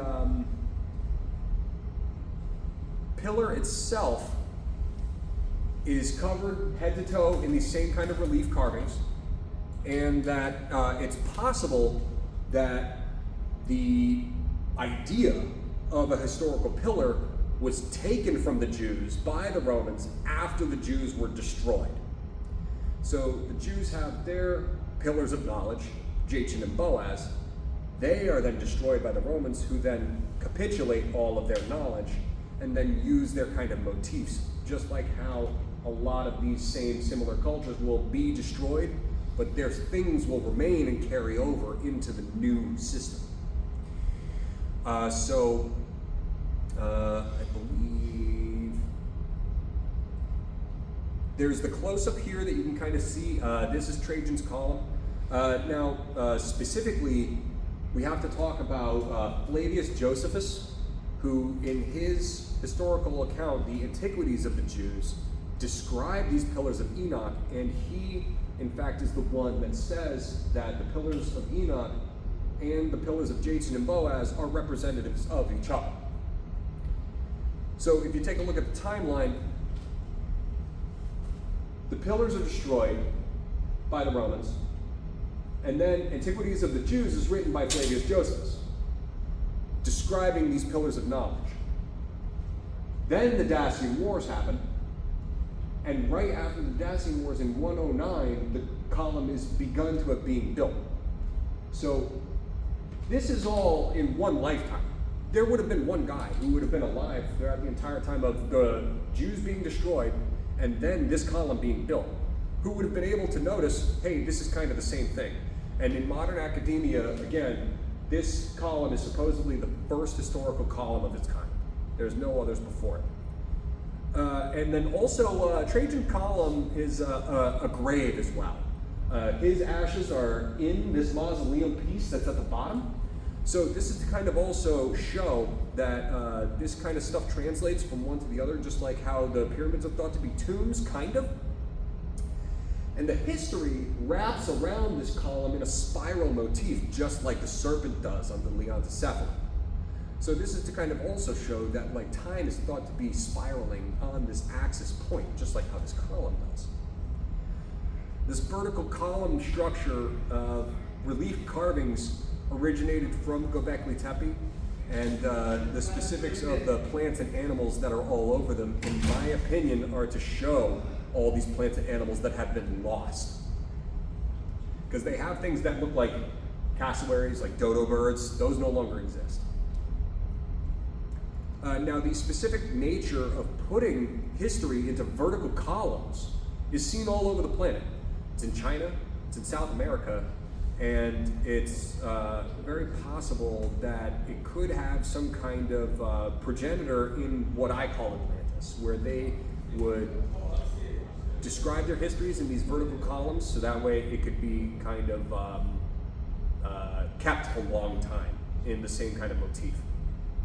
So you have obelisks, you have the stela of Babylon, the Sueños stone, which is actually Viking. So this kind of thing started thousands and thousands of years ago and still continues to this day. And this is just a kind of orientation to show the stela of Arnaitis, which is from the 6th century BC. And this is a pillar and a capital. So they call this top part that goes on top of here the capital. This is just to hold it so that way like this thing doesn't have to bear the weight of it. But they would have the capital piece and that sits on top just like this. And you can see that that's also kind of like how they would have the pillars of Jathan and Boaz, where they would have the capital on top, or the globe itself, being held up by the pillars of knowledge. So then this motif itself translates over into the Freemasons and also into the major arcana of the tarot. So this visual of using the two pillars, in my estimation, is to show that there was some kind of society that escaped to and kept the knowledge of the two pillars of Hercules, which then translates into the pillars of Jathan and Boaz, which translates into the pillars of knowledge of Freemasonry and the pillars of the tarot. And in fact, actually, Spain, on their heraldic form, used dual pillars to represent these two pillars of Hercules, being Spain and Morocco. And then you can see the ship going beyond the pillars. So there is another legend of Atlantis and another Greek person named Solon. Solon was the lawgiver of the late Mycenaeans before Alexander. And he's shown here with the authoritative rod. The story of Solon is that he made a major trip at the time to Egypt. And this was kind of a big deal because like the Egyptians and the Greeks were kind of not really coinciding with each other, because this is after the Bronze Age collapse. So Bronze Age collapse, a couple hundred years go by, and then societies start reforming themselves. Solon was tasked to go to Egypt to recoincide their histories together, to find out where the Greeks and the Egyptians had things in common. And this is when Solon was told that the area of Greece was invaded by Atlantis 9,000 years before his time. So he is from 600 BC, 9,000 years before Solon puts us right at about the time of Göbekli Tepe. So he has an actual record of having said that Atlantis invaded and became the Greek area at about 9,600 BC, which is thought to have just been totally a legend up until the discovery of Göbekli Tepe and this reorientation of time. Previously thought to be a legend, this now gives us a better indication as to what actually happened, because we have better historical evidence of such. So again, I'd like to ask, where does the legend end and where does history begin? Now we're going to get into the next part, which has to do with the even more ancient Egypt. Egypt is the oldest society that we have, besides for Sumer. They are more sophisticated than Sumer also. And the legend of Horus specifically, I believe, could detail the end of Atlantis and the beginning of Egypt as its predecessor. So here you can see a depiction of the torso of Osiris and Isis and Horus. Horus is meant to be the child of Osiris and Isis. Isis is the Egyptian version of this underground secretive cult. The cult of Isis would be the ones that would have these star knowledge and charts. And you can see that Isis is shown with the horns of the bull and the disc of the sun, just like how the Apis bull would be. So this is meant to be showing that she and her cult are the carriers of this knowledge. Osiris, specifically, is, in legend, dismembered into 14 pieces and then re-put back together to conceive the child of Horus with Isis. And Osiris is always shown to be green. So I believe what it could be describing is that Osiris, the progenitor, is Atlantis, and that was destroyed. But then the remnants got back together and formed something new along with the carriers of the knowledge to make the new thing, which was Egypt, represented by Horus. And so you can see that Osiris here shows what they have, the mott feathers, which is kind of like an ostrich feather. That's his crown, is the white with the two feathers. But the horns and the disk of the sun is Isis, and this is meant to show the sun being in the sign of Taurus. How you see the sign of Taurus with the sun right directly in the middle of the two horns is how the equinox would appear rising over the horizon at the time of the vernal equinox, at the beginnings of the formation of Egypt itself.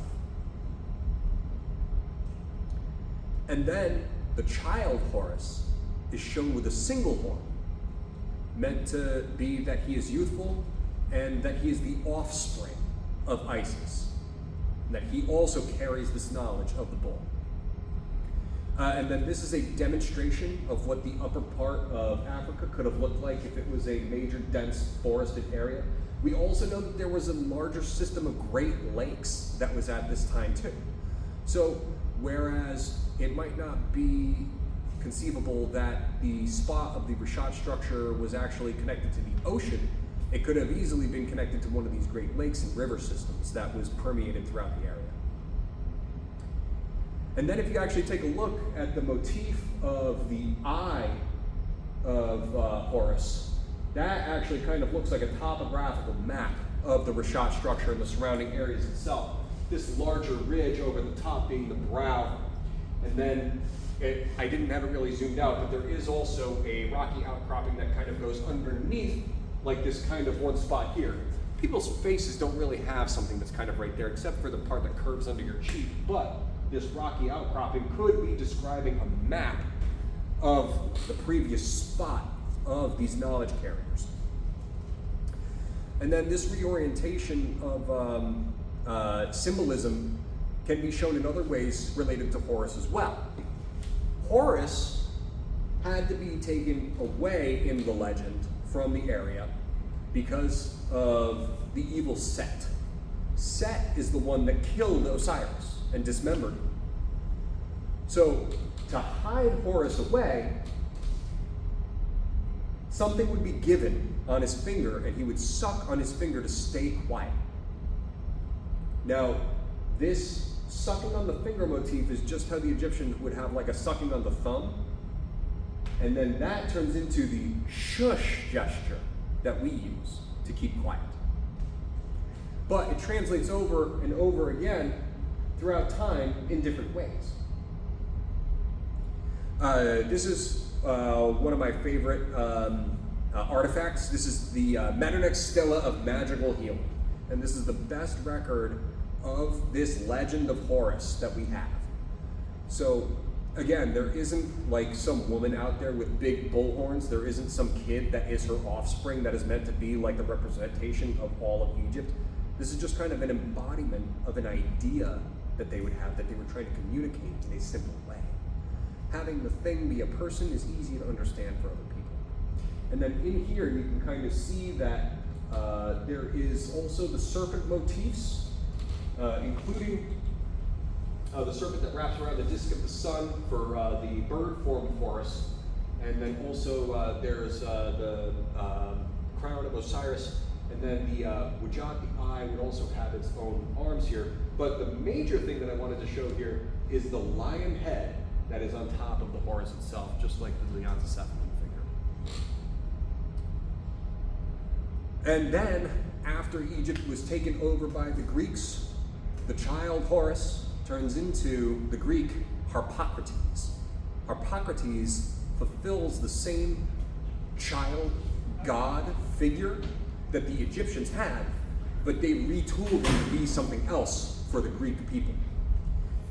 So you can see that the child Harpocrates is always shown with like his finger in the mouth, kind of also, same thing as the child Horus. And in fact, this candle that they put on top of him is very symbolically similar to the dual crown of Upper and Lower Egypt that Horus would wear. So they would have things that are similarly shaped, but meaning different things. And in the legend itself, part of the escape from the area would be in conjunction with the gifts of Isis. So these things would be all of the stuff that Horus would need to survive after they escape from the evil set.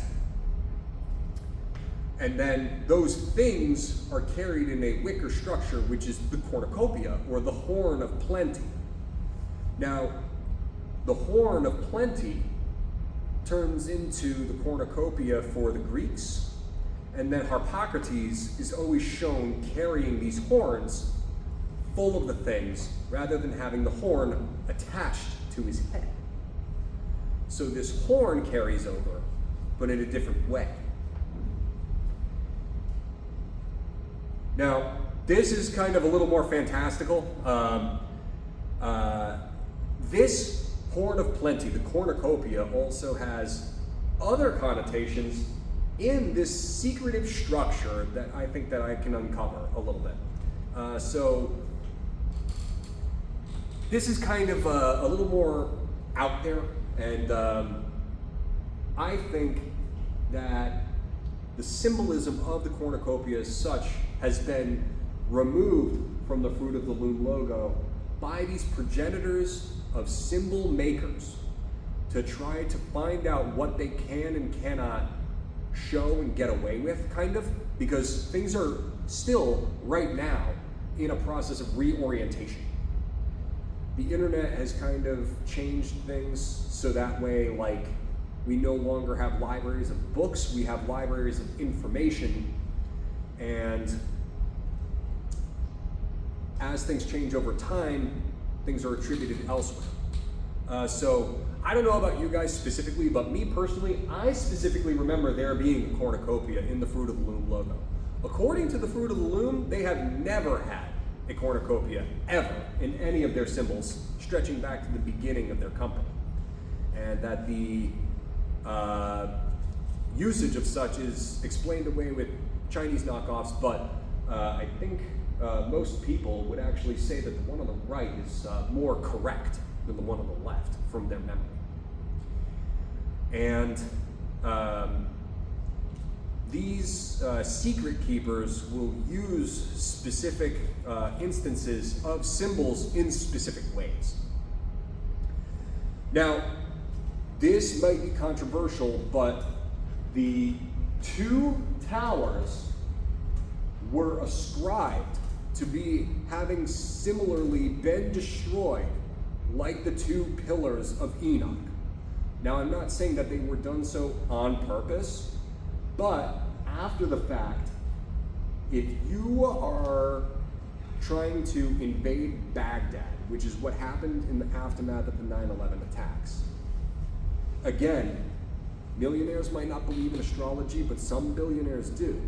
So if you can kind of get some people that are kind of into this kind of stuff to say, hey, this is supposed to be like that, then it can get people on board with going and accomplishing other goals, even if they have nothing to do with each other.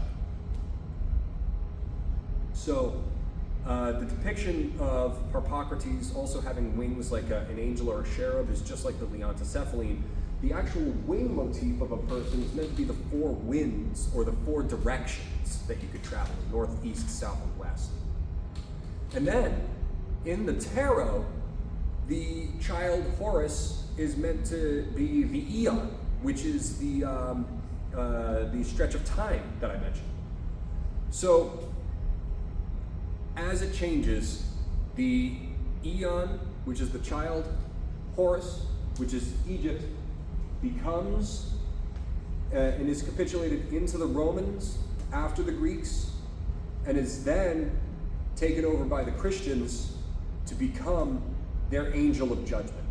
So the child Horus becomes the child Harpocrates, becomes this winged one that has the horn of judgment. So the horn that's on the head of Horus becomes the horn of plenty, becomes the horn of judgment. And in the tarot, you can see that this child Harpocrates or Horus is the same card as this cherub judgment figure.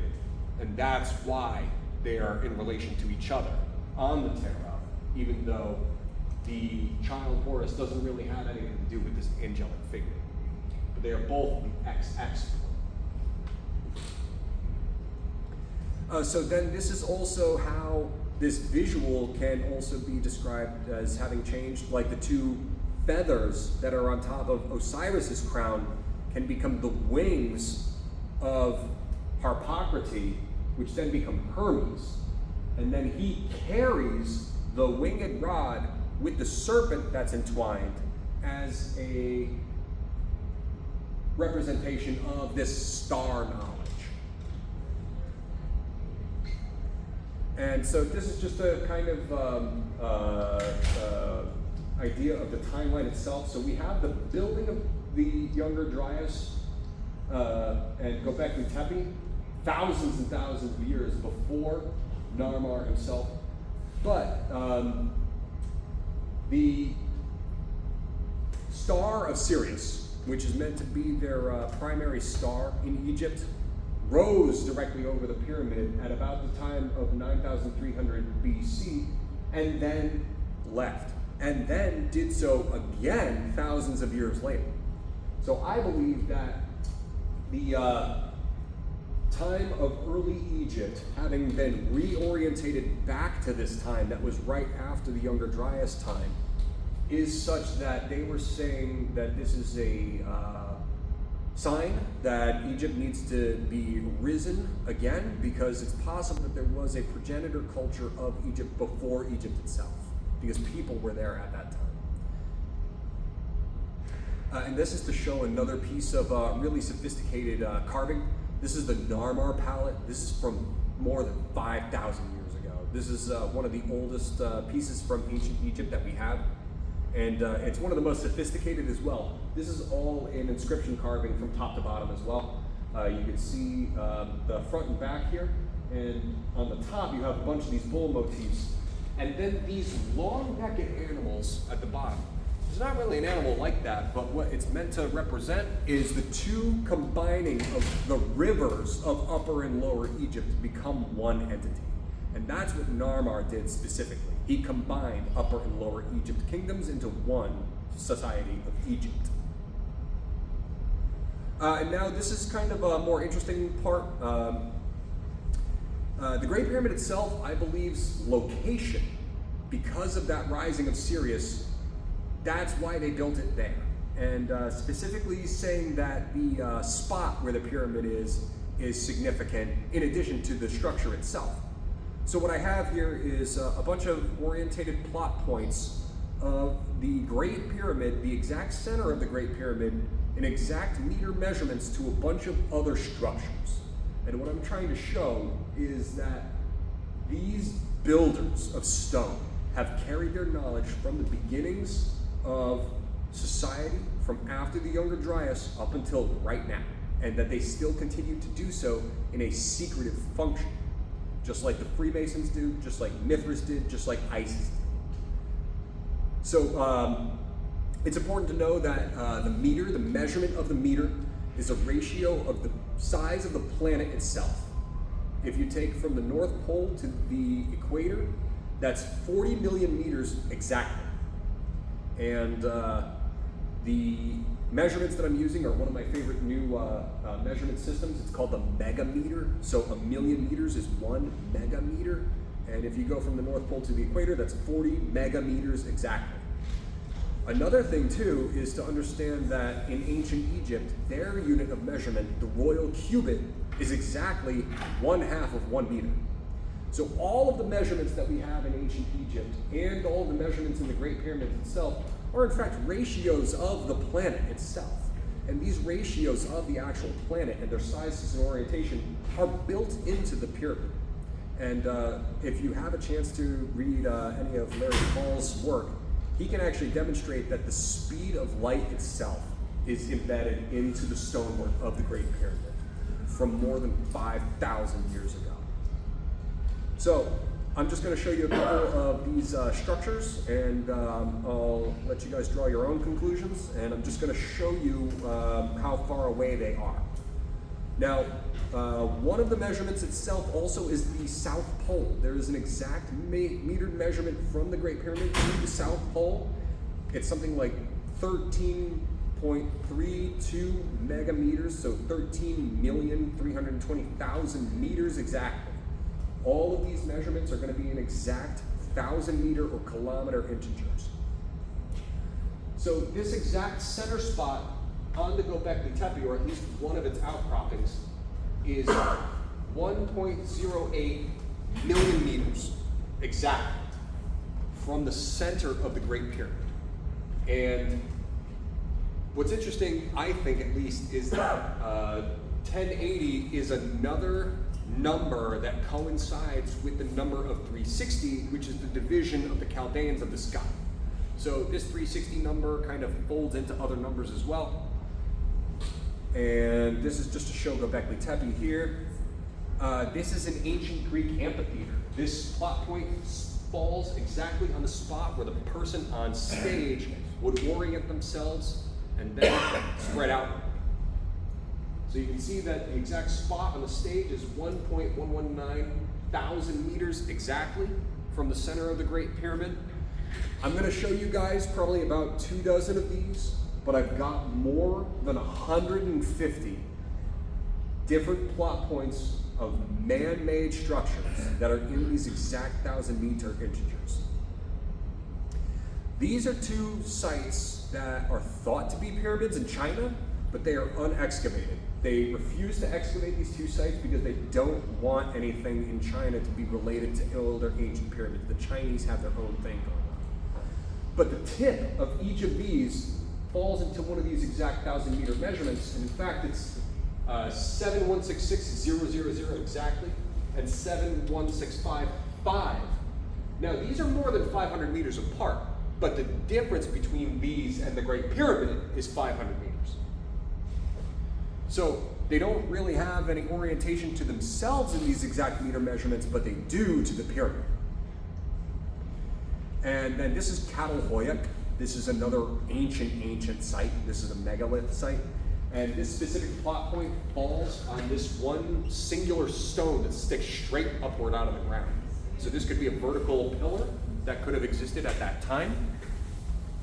Again, this is 867,000 meters exactly. This stone itself is not a meter across. And if you reoriented 1 meter this way or 1 meter that way, it would not fall on the stone. But this exact meter measurement does. This is the Pyramid of the Sun in Teotihuacan. This site has more than one plot point that measures to the Great Pyramid, but specifically I wanted to show this specific rocky building right there at the top. That one is kind of interesting in that it falls there, and then one of them goes actually right in through the center of the Great Pyramid, through a area at the top where they would have these windows where you could view the sun at certain points in the year. This is the Oaxaca ruins in Mexico. Again, super exact metered measurement point for this top altar piece. This is an altar that would look down onto these folks during their festival. The next one we have is a Stanton Moor Crossroads stone in England. This is another ancient stone that was placed by people at this crossroad trail mark.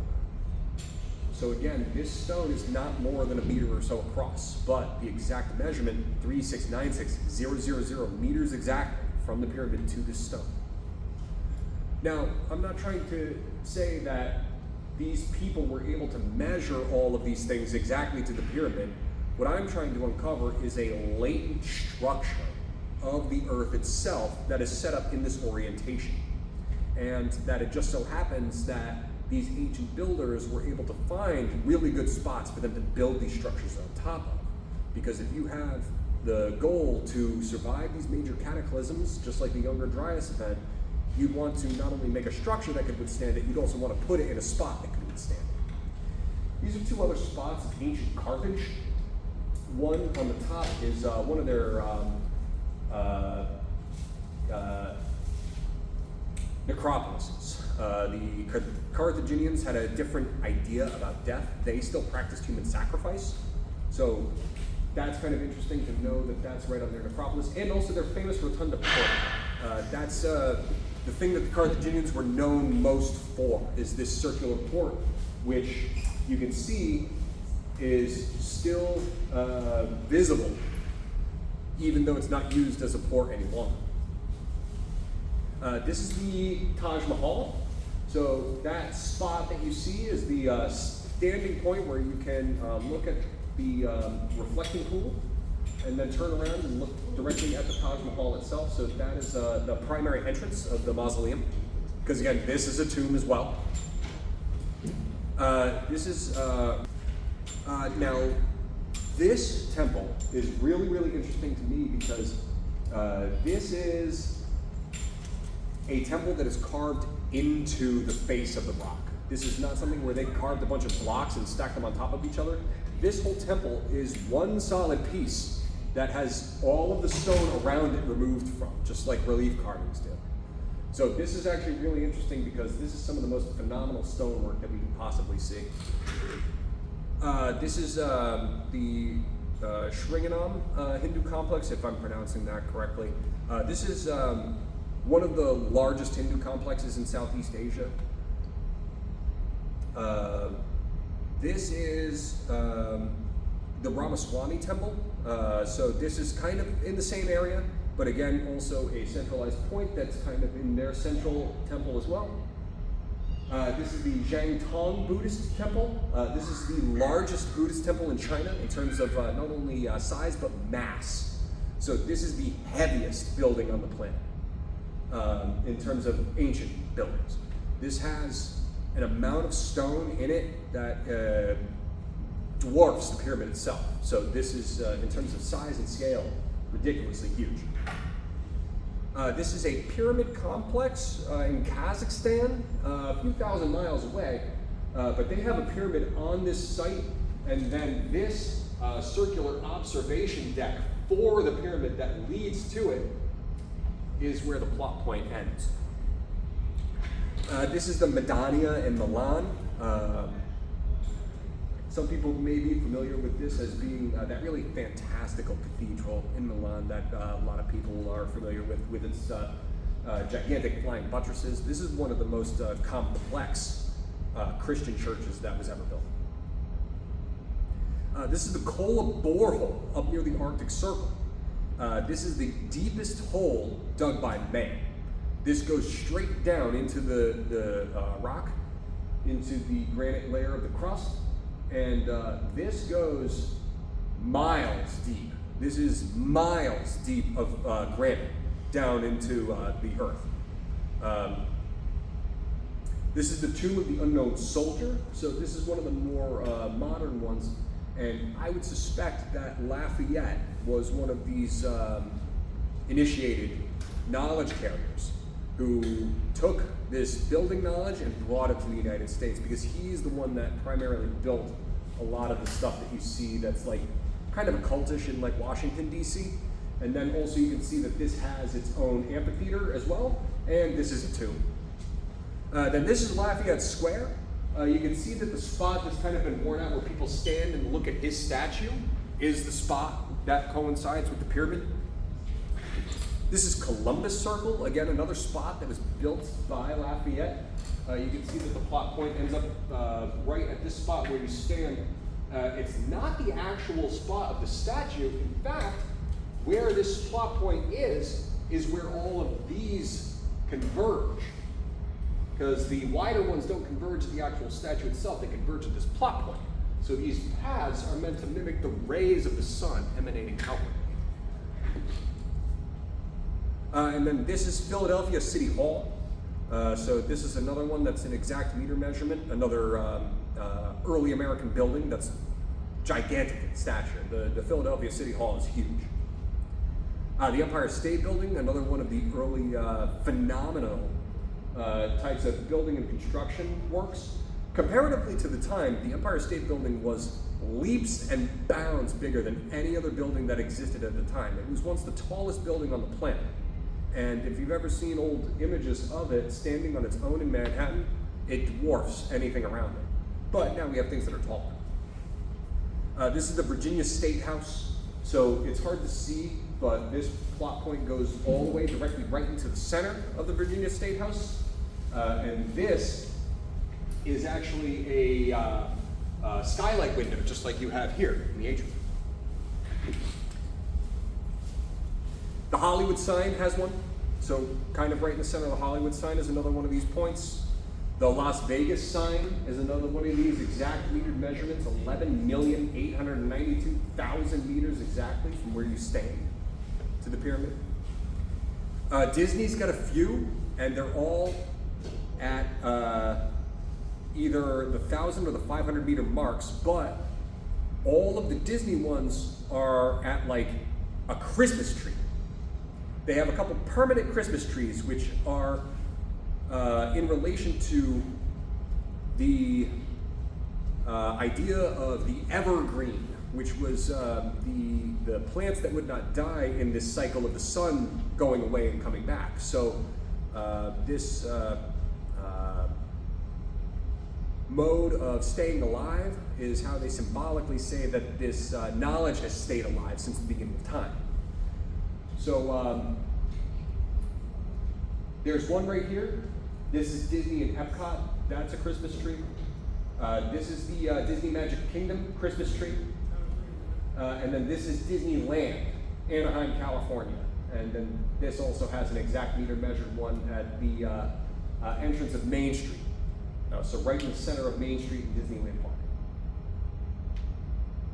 Then there's also the pitching mound on Fenway Park.